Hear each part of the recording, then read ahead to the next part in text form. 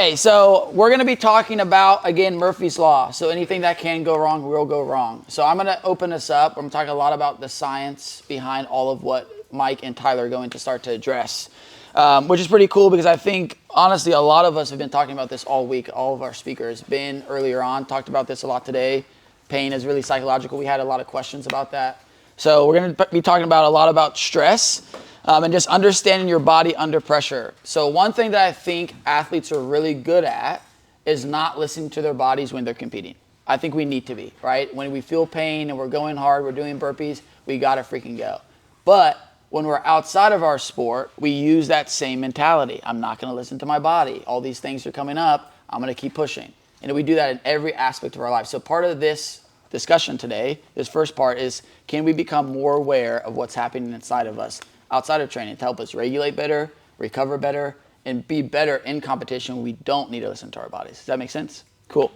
So again, on competition day, your body isn't just performing physically, it's also reacting to stress, right? And this stress could come from so many different factors: environmental, what's happening in the day of, what you're bringing in. If you're like really stressed, you're coming off of work, whatever it might be.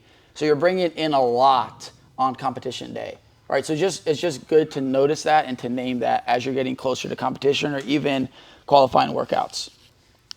All right, so these are our stress responses. You've probably heard these before. One that a lot of people have not heard before is fawning. So fawning is what we call almost like putting a face on, right? So imagine if you're like in a really stressful situation and somebody asks you, hey, are you okay? You're like, yeah, I'm okay. But you're like panicking inside. All right, so I'm going to go through all of these in a little bit more detail, but anytime that we get into our stress response, it is dysregulation, okay? So anytime you hear somebody saying you're dysregulated, it just means that you're in your stress response. Doesn't mean that's a bad thing, right? Because do we need to be in our stress response when we're working out? 100%, right? We better be in fight or flight. If we're in the parasympathetic when we're working out, that means there's something going on, right? So again, that's good, but if we stay in that chronically, that's when our body is going to stay stuck in that survival mode. Just like Ben was saying earlier, if we stay in that too long, chronic pain can happen, all these underlying issues, and you'd be more prone to getting injured. So again, dysregulation is categorized into two parts. You have your upper, which is hyperarousal, and you have your lower, which is hypoarousal. Now, I like that word arousal. I know that seems a little like sexual, but think about this in this sense, is that we're made to be aroused in our day, right? So if we go and climb mountains and we're like, whoa, this is so beautiful, that's like a hyperarousal. Like we're made to be alerted from that. Same thing with the hypo. Imagine if we were climbing mountains all day and then after that day was done, we're like, man, that was so tiring. That's the low end of that. We're still not regulated. And this is one of the most common mistakes that I see people do is when you're in that hyper, you think the back end of that is your regulation, but you're actually on that low end. Right, so imagine after this weekend, a lot of you would be like, oh man, that camp was rough, right? Really, really fun, but I'm burnt out. And you think you're regulated. But most of the time, you're actually just in that low end, right? So imagine if we're running away from a lion all day, right? And then all of a sudden, you found safety in this like hidden spot. Well, when you're hiding from a lion, are you still regulated? No. You might feel different, like your energy's lower, you're softer, you're quieter, but what's happening inside of you is still a lot of dysregulation. Does that make sense? So there's low ends of that. Again, it's not that these things are good or bad. It's just, can we notice when we're in this, right? So we'll talk a lot about that. And then noticing when I'm in hyper, what tends to happen, right? Do I feel more agitated? Do I feel like I have, like my feet are tapping, my hands are clammy, right? Or when I'm low, do I feel more lethargic? Do I feel less motivated? These are all indicators of like, hey, there's something going on inside of me. And usually our first thought is like, what's going to help bring us safety? Like Ben said, we're always looking for safety. Any questions on that? Good? All right, so again, because we're in that, this is going to affect our performance. So when we're dysregulated, our body's just not going to be where we want it to be. Again, when we're in competition, when we're in the workout, we are dysregulated. That's fine. But as soon as that competition, that workout ends, right, what do we want to do? We want to get back into the parasympathetic, so that we can take in nutrients, we can regulate and recover for the next event. So again, if you're getting really worked up because you just got no rep or something happened, what's going to happen to your body? You're not going to recover in that. All right, I've seen a lot of athletes in the games where they get really dysregulated because something happens in the workout, and then they're using that 2-hour block that they should be resting and recovering, trying to appeal something, right? Or they're so agitated about what's happening when you really should say, hey, no, my coach is going to take care of that. I'm good. I'm going to go rest. I'm going to kick my feet up and practice on breathing, right? So again, this will affect us a lot when it comes to our performance. And this is how this happens. So I love this diagram. Anybody in here study neuroscience at all? A little bit? Perfect. Okay. So I'm just going to repeat this diagram here so you guys can see it a little better. But this is what I call our brain's filtration system. Okay? So basically, our brain will take information from the outside world.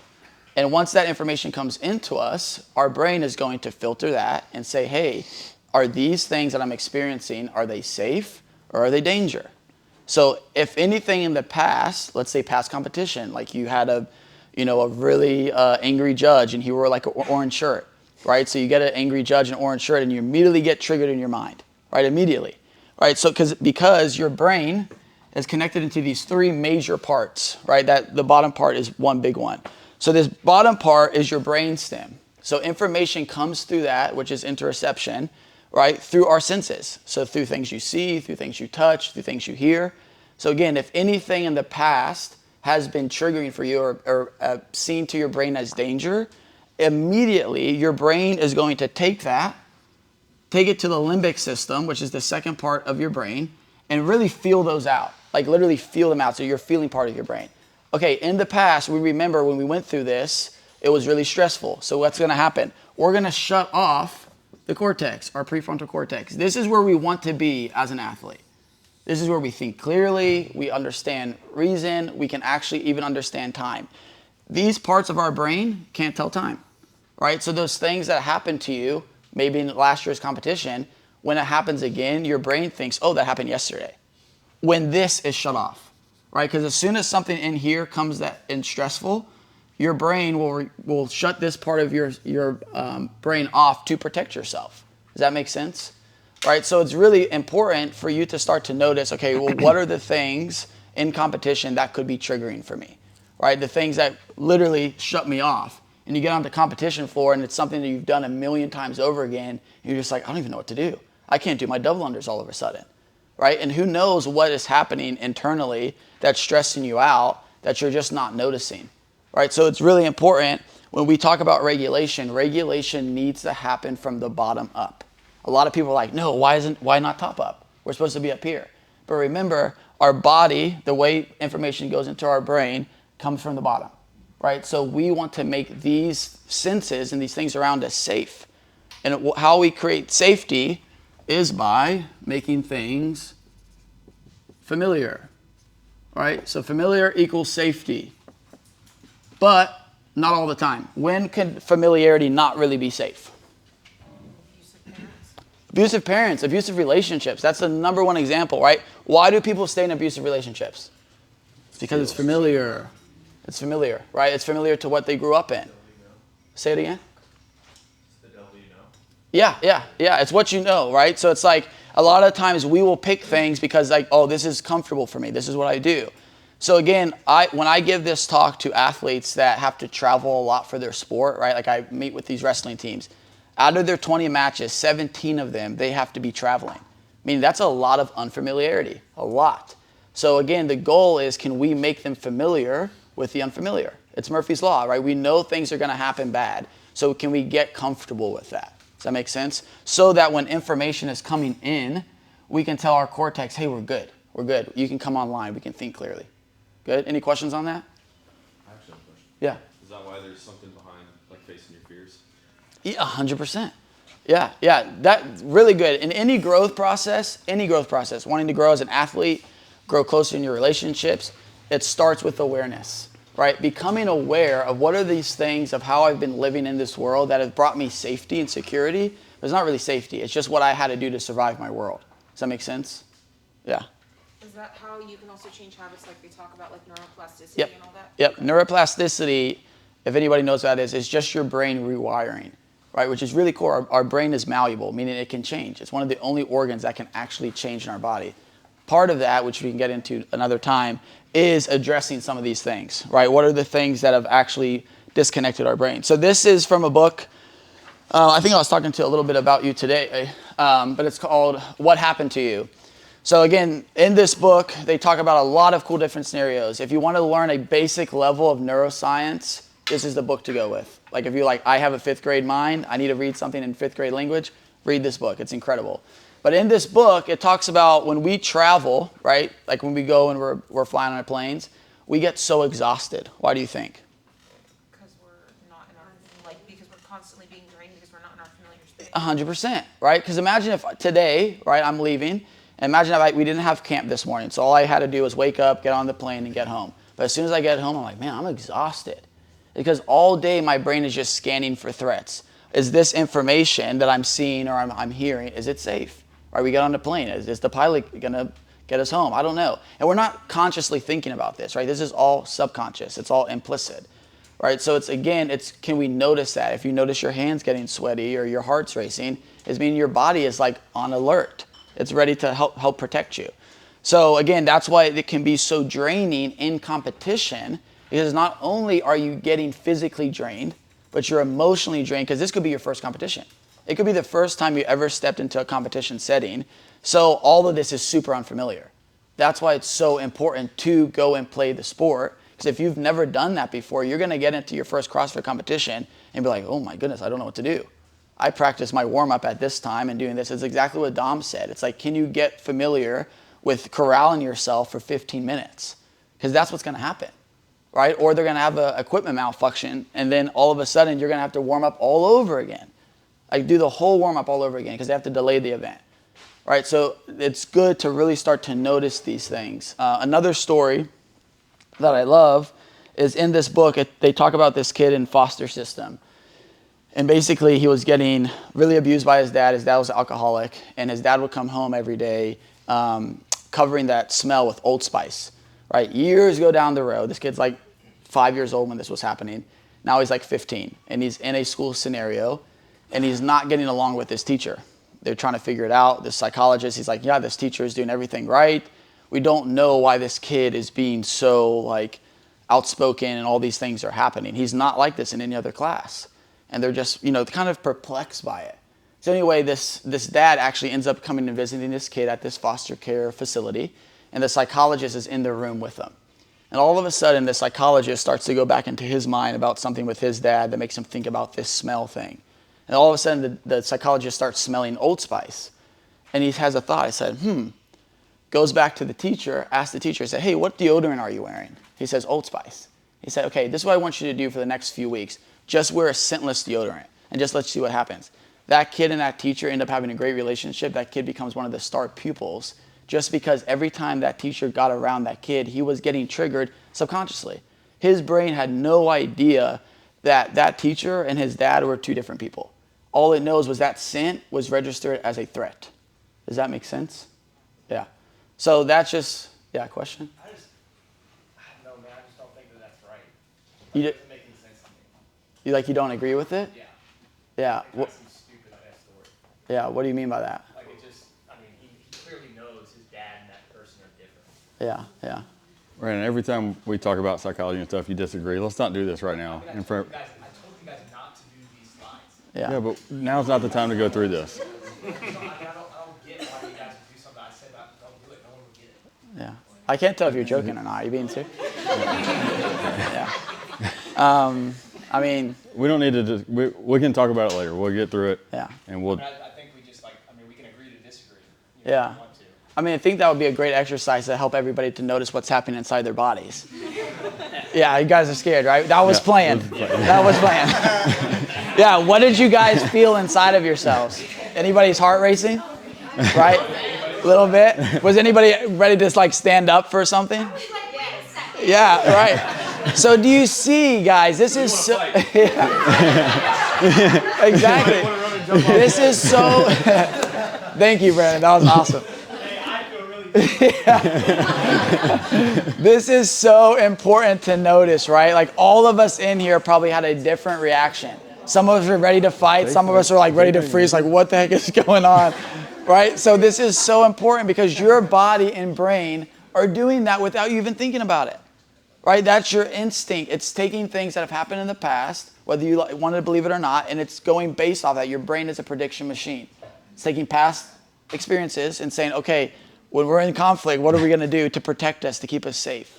So it's good to notice that. What had happened just now? Did your heart start? Did you want to check out? Did you want to flee the room? Some people started laughing in the middle of it. Yeah, exactly. And that's another thing, right? We laugh a lot of times in sight of danger, like, oh, yeah, I'm okay. And everything's like not okay, right? So it's like, can we get curious about what is going on in our bodies so that when we're in competition, right, or competition's getting close in the week of, you're just so stressed and you can't figure it out. You're like, I can't focus on my work right now. I feel so checked out. I'm getting in a conflict with my spouse. Like they're not random.